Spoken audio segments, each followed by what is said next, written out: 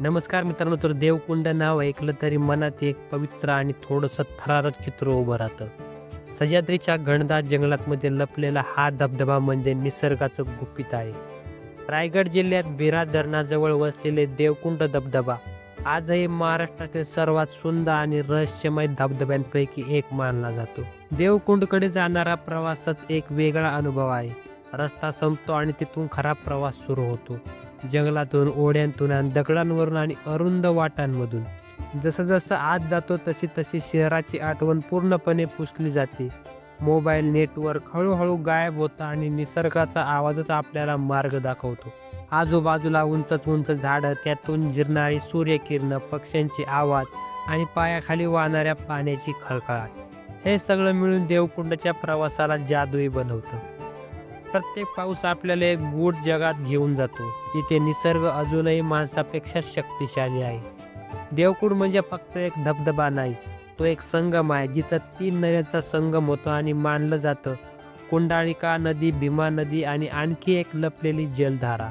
या संगमामुळे या ठिकाणाला देवकुंड असं नाव मिळालं, असं स्थानिक लोक म्हणतात.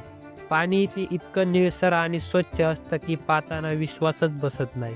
आणि अचानक जंगल संपतं. समोर एक विशाल नैसर्गिक कुंड दिसतो, खोल, शांत आणि निळसर. वरून सरळ खाली कोसळणारा एक प्रचंड धबधबा म्हणजे देवकुंड धबधबा.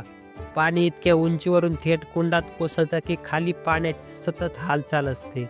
आवाज मोठा असतो, पण तरीही तो भीतीपेक्षा आदर निर्माण करतो. देवकुंडचं सौंदर्य शब्दात मांडणं कठीण आहे. वरून कोसळणारं पाणी, भोवती उभ्या कातळ भिंती, त्यावर उगवलेली हिरवळ शेवळ आणि खाली खोल निळसर पाण्याची कुंड. हे दृश्य पाहताना वेळ थांबलेला वाटतो. पावसाळ्यात हे ठिकाण जणू स्वर्गासारखं दिसतं. पण देवकुंड जितकं सुंदर आहे तितकं धोकादायक आहे. पाण्याची खोली अंदाजाने कळत नाही. अचानक पाण्याचा प्रवाह वाढू शकतो. वरून येणाऱ्या पाण्याचा दबाव इतका असतो की ती अनुभवी जलतरपटूंना धोका निर्माण होतो. म्हणूनच देवकुंडमध्ये उतरायला अनेक वेळा बंदी घातली जाते. देवकुंड भोवती अचानक अपघातांच्या कथा सांगितल्या जातात. काही लोकांनी नैसर्गिक अंदाज कमी लेखला आणि त्यांची मोठी किंमत मोजावी लागली. त्यामुळे देवकुंड आपल्याला एक महत्त्वाचा धडा शिकवतो. निसर्ग सुंदर आहे, पण तो खेळण्यासारखा नाही. देवकुंड ट्रेक हा मध्यम अवघड समजला जातो, पण पावसाळ्यात तो खूपच धोकादायक होऊ शकतो.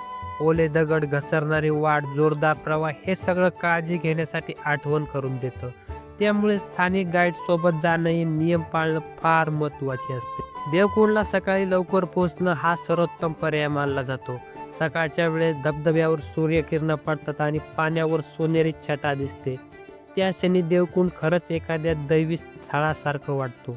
पावसाळा संपल्यानंतर म्हणजे ऑक्टोबर ते डिसेंबर या काळात देवकुंड तुलनेने सुरक्षित आणि तितकाच सुंदर असतो. पाणी स्वच्छ असतं, प्रवाह नियंत्रणात असतो आणि निसर्ग हिरव्या रंगात नालेला असतो. फोटोग्राफरसाठी हा काळ खूप खास असतो. देवकुंड भोवती कोणतेही दुकाने नाहीत, मोठ्या सोयीसुविधा उपलब्ध नाहीत. इथे आलात की तुम्हाला तुमचं सगळं सामान स्वतःशीच सांभाळावं लागतं. पाणी, अन्न आणि सुरक्षिततेची पूर्ण जबाबदारी स्वतःचीच असते.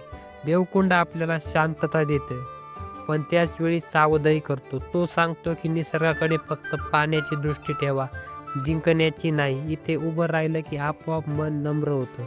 आज सोशल मीडियावर देवकुंड खूप व्हायरल झाला आहे, पण व्हायरल होणं आणि सुरक्षित राहणं यामध्ये फरक आहे.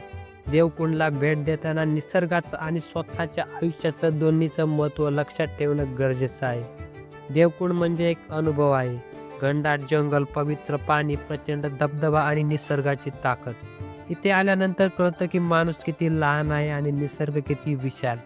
देवकुंड धबधबा म्हणजे पर्यटन स्थळ नाही, तो एक इशारा आहे, एक सौंदर्य आहे आणि एक आठवण आहे जी आयुष्यभर मनात राहते.